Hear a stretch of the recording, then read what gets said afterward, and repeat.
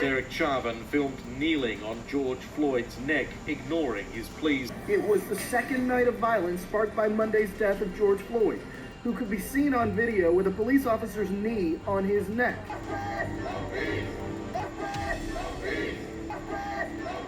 The nation erupted into scenes of chaos. Pressure mounts for meaningful police reform, many pushing to defund the police. Defunding is saying, let's take money out of this place and put it in that place. Let's defund the police and refund the community.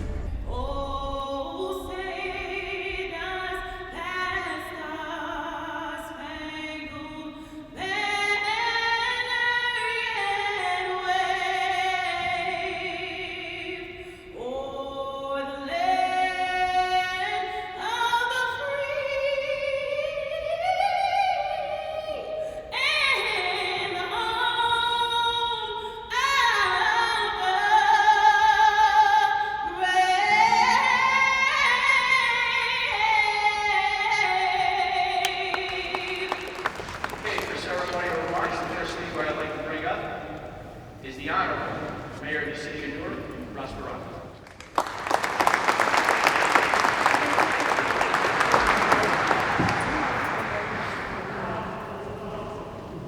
This is the first time in the history of this city that we are graduating social workers on the same stage with police officers.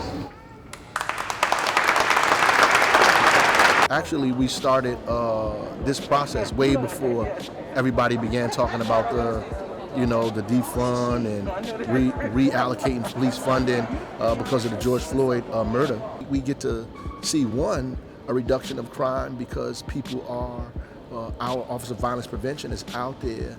My name is Keisha Uri. I'm the Director for the Office of Violence Prevention and Trauma Recovery for the City of Newark. Mayor Ras Baraka signed an executive order to create the Office of Violence Prevention and Trauma Recovery for the City of Newark, where we reallocated 5% of the police department's budget to be able to do violence prevention work. And so we created a Safe Summer Academy where we hired 120 people from the ages of 14 to 17. We have 18 to 24 and 25 and over.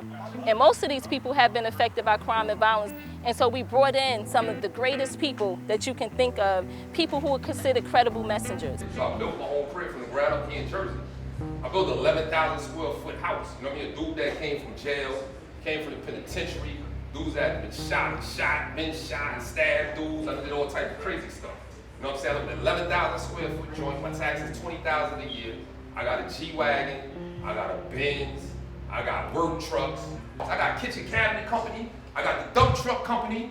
I got the home improvement company. I flip houses. So when I came home from jail the second time, I said, yo, I'm not going back no more. I started an underground fight club. These girls that fight around my way in Brownsville. I wound up making a documentary on those girls. And then while I was shopping the documentary, I ran into Nelson George, who's a filmmaker, and he brought me to Reginald Hutland at the time, and Reginald Hutland was the president of BET. So the president of BET seen the documentary, so they gave me 6 digits on top. They gave me over $100,000 for fighting some girls that fight around the way. So from there, I started working at BET. I was there for 10 years. Now I'm using my smarts. So I have a production company. I got films out. I do documentaries. I got a film on Netflix right now. It's called Crack, Cocaine, Corruption, and Conspiracy. I also have another documentary that's being distributed globally. It's called Killing Beef, Gun Violence in the Black Community. I told you guys I did 9 years in federal prison. And when I came home, I had really nothing. You know, I was used to, I made millions of dollars. I'm used to nice things. I'm used to being fly, being fresh. I didn't have anything. So for the first year or so that I was home, I had to sacrifice. I had to sacrifice, y'all. So I got with my sister Yandy. And she, had this nonprofit organization. And I remember speaking to the girls. And I remember how full I felt when I spoke to the girls. So I kept on that lane. I was like, wow, I ain't no real bread in this, but I'm gonna figure this out because I loved it. So I started and I created a whole situation, doing educational, promotional work. Possess confidence, knowledge, and ability. I possess confidence, knowledge, and ability. And between the company, the nonprofit organization that I work for, and the companies I set up myself, since I've been home, I've definitely created $1 million enterprise in education. When I went to prison, I seen that the people I hurt was my family. You have to make up your mind that regardless of what, I'm not going back to prison. People who walk the streets, people who've done the same things that they've done to show them that it's possible for them to change their lives. And so they get paid. They get paid from 9 to 5 to come and learn. So it's an earn and learn program. So you're going to get a crash course on hustle, but this time it's going to be the legal hustle. My business, I'm trying to start a clothing line and the name of the clothing line going to be Break the Cycle.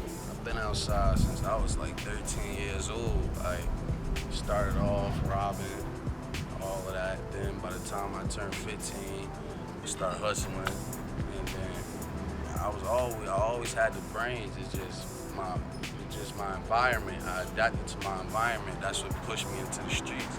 In the next 5 years, I see myself benefiting from this program. Them linking me with the right people, getting the CDLs. I'm gonna get the right job, and then just move out the city. And we're gonna work through all of the numbers and the budgets and really how to take your businesses and make your businesses profitable. All right, so my name is Takia Reeves. Well, on July 9, 2017, I was a victim of gun violence. So when that happened to me, I felt real alone. I felt real by myself, like I didn't have no help. And so I knew I wasn't the only, person in my position. I knew I wasn't the only survivor of gun violence who felt alone, who felt by themselves, and who felt they needed help, but it wasn't there. So basically, what I want to do with my money, like I said, I know it's other survivors, not only survivors of gun violence, it's survivors of anything. Name something you survive. Exactly, name something you survive. Name something you survive. So it's survivors everywhere. So in a short amount of time that we've done this program, I'm most proud of seeing transformation happen daily, where we see people who've done vision boards, right, on paper with markers and glitter and magazines to be able to see that manifest into something real. So we have our people who have put on their boards that they want to buy a car, and they've been able to buy a car. They have on their boards that they want to get a job. So we've been able to get some of them into city permanent jobs. We've taken them to the directors meeting and let them meet all the directors in the city of Newark so that they can understand resources and get what they need from the people they need it from. And one of them boldly asked, can I get a job? I want to have an internship. I have an associate's degree in social sciences. I have a bachelor's in criminal justice with a minor in psychology. Who would I go to for an internship so I can get a career, so I can, you? Okay, because I thought you was yeah,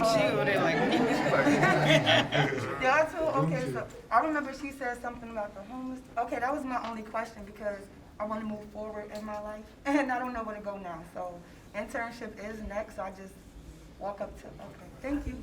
So to kind of answer a little bit of that though, if you say internship in what, the criminal justice, legal, it could be social sciences, social work, liberal arts, whatever falls under the branch in that area, because that's my whole field. That would be awesome. It would. Don't be scared to be a lawyer now. And so we brought in community-based organizations, credible messengers, institutions, people who knows how to get this work done. So they get health and wellness, they get any and everything that you can think of to be able to not be in situations that's going to cause them to either be a victim of violence or be the ones committing the violence. We brought in speakers to just come and say, hey, this is what I do. I do real estate. I own restaurants. And then afterwards, we have our participants who are able to interview with them and become a regional manager for all of their franchise business. So my name is Melanie. Everybody calls me Mikey. I'm from Newark. I linked up with Keisha after spending a couple of months at Essex County Jail. Ms. Keisha Yuri, she let me know that this program had a lot to offer. It gave me a lot of tools and it gave me a lot of strengths in a lot of different areas of my life. It taught me how to be more patient. So now it's like, okay, they made me the regional manager at Urban Vegan. So now I'm very excited and here I am, a product of Newark, baby. I'm out here. So in a short amount of time that we've done this program, I'm most proud of seeing transformation happen daily. I feel like the program helped facilitate information towards me that made me more confident and inspired me which way I wanted to go down for myself. This program helped me focus in on what was right in front of me, focusing on my next steps as an entrepreneur. This program changed me for the better, got me thinking about my future. I used to sell drugs a lot, stay on the corner. Since joining the program, I no longer do those things. Within a year, I see myself opening up a restaurant. We took money that was given to us from the federal government. I gave it to Keisha. We all this talk about defunding the police. We try to move it to Keisha. Keisha Yuri, who designed all of this stuff for all of y'all. She designed all this stuff, employed all these people, brought these people in. I didn't do none of this. So when people come to be like, oh, thank you, you did this, I did nothing. All I did was give them the opportunity to make this happen. And if we can keep this going, we're gonna keep it going as much as we can. And if we save 3 people, I'm good with that. And I love y'all for being here, man. I appreciate you coming out. Thank you all the time. You support the system, support the system. You know, I love all of y'all too, whether you know it or not. Thanks for coming out and being a part of the program.